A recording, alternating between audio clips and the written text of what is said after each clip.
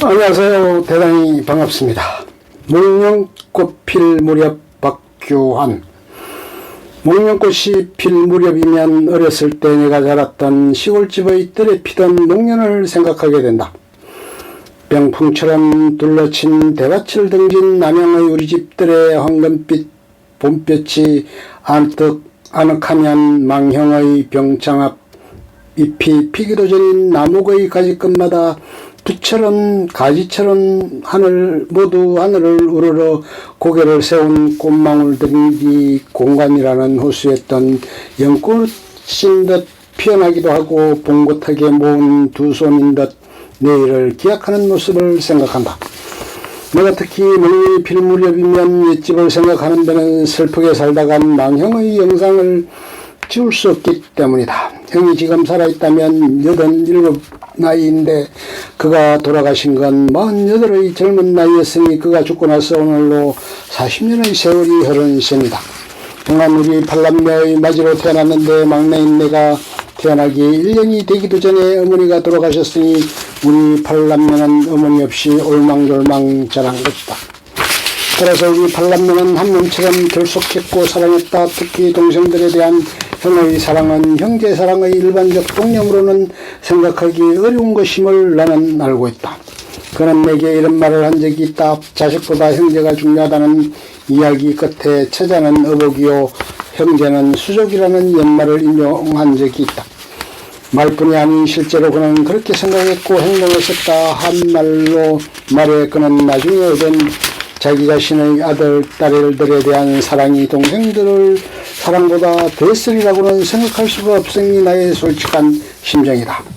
그 실정은 갖가지 사례에서 얼마든지 찾을 수 있으며 지금 내 자식들의 하는 우애라는 것을 나는 비웃고 싶어진다.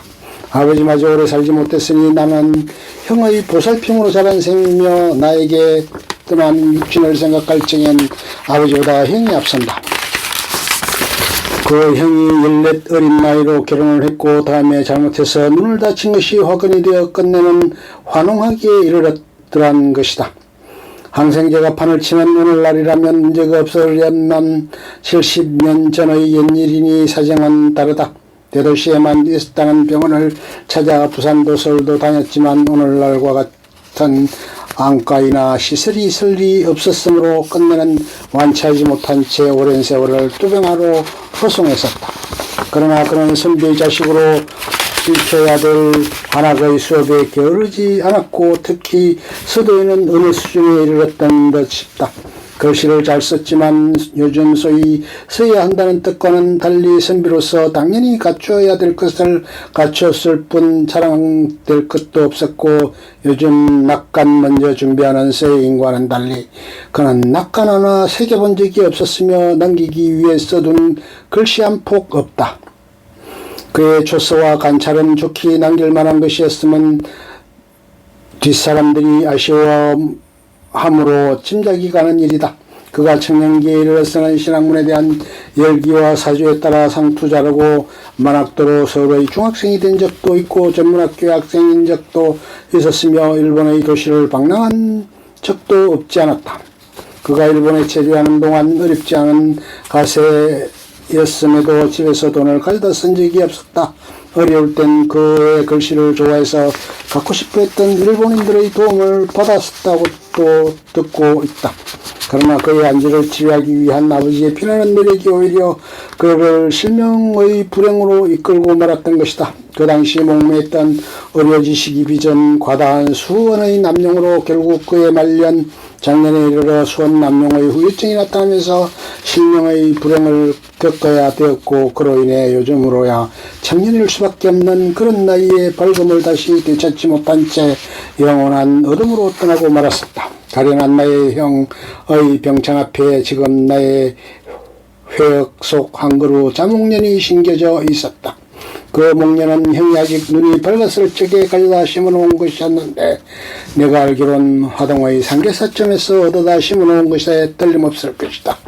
상계사는 그가 좋아했던 사찰이었다. 그가 건강이 악화되기 전엔 자주 그곳에 떠나들었던 일은 나도 알고 있다. 지금도 그곳 어느 친구 집에 가면 친구 집에 낙관도 없는 그의 유목이 남겨져 있다는 이야기는 듣고 있다. 따사로운 봄볕 남양한 나루 끝에 금빛 영토 넓혀오면 그 앞에 서 있는 자목련의 굴절한 목필하고 가지 끝에 나비되어 앉아 미풍에 안을 대는 꽃나래가 그림자를 떨구면 불편한 몸을 이끌고 마루 끝에 나와 그걸 바라다보며 망연히 앉아있던 형, 그 형이 하루아침에 끝내 실명하여 영원한 어둠을 안고 마지막 날까지 몇 해를 보내야 했다. 형은 지옥과 같은 나날을 보내면서도 어둠과 서름과 아픔을 호소한 적이 없었다.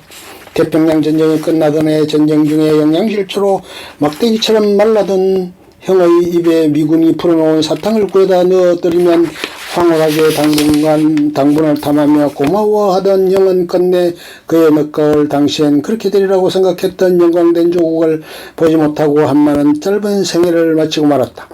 그가 품고 간 한해 못지않게 우리들의 한이 또한 크다. 눈이 어두운 몇 번의 봄을 나면서 형은 나에게 뜰 아래 목련꽃이 피었느냐고 묻곤 했다. 그럼 나는 울음 섞인 목소리로 이미 피었다고도 아직은 이르다고도 혹은 이미 낙하에 져버렸다고도 알려드리면 형은 자기가 묻고 있는 목련의 회랑보다는 떨리는 나의 목소리만 듣고도 울긴 왜 우느냐고 달래곤 했었다. 그러던 형이 끝내 돌아가시고 지금은 그 시골집도 누구의 소유로 넘어갔는지 알 길 없으며 거기 서 있던 목련꽃 나무에 이르렀어야 더구나 알 바가 없다. 그뒤 나는 고향을 멀리하고 객지로 전전하며 생애의 대부분을 살아온 동안 사월이 오면 형의 슬픈 모습과 목련을 생각하는 버릇을 쫓지 못하고 있다. 지난해 어느 날 밤 꿈속에 형이 나타났는데 그 깨끗하고 다정하고 재기에 넘친 건강했던 시절의 그의 모습이 아니라 꿈속에서도 생각하기 싫은 병상에서의 형의 모습이었다. 형은 목련이 지금 피었느냐고 물으셨다. 나는 꿈속에서도 그의 집이 이미 우리 집이 아니고 그 목련 또한 어찌 되었는지 알지 못하면서도 네 한창 피었네요 하고 대답했더니 형은 금세 건강한 모습으로 바뀌면서 너는 왜 거짓말을 하느냐며 그러나 내가 한 거짓말의 뜻이야 모르겠느냐고 생시처럼 너그러웠다. 형을 속인 죄책감을 어쩌지 못하다가 눈을 뜨고 나니 등엔 식은땀이 흐르고 있었다. 이래서 나는 목련이 필 무렵이면 고향의 옛집을 생각하고 망형의 병장 앞에 서 있던 한 그루 자목련을 회상한다. 지금 지난해 이사해온 우리 집들엔 옛주인이 심었을 백목련 꽃이 만개에 있다. 비록 나의 기억 속 자목련은 아니지만은 나의 옛집 회상을 부르기에 충분하고 슬픈 나의 형의 명부의 뜰 앞에서 피었을지 모를 목련과 그걸 바라다보고 있을지도 모를 형을 잊을 수가 없다.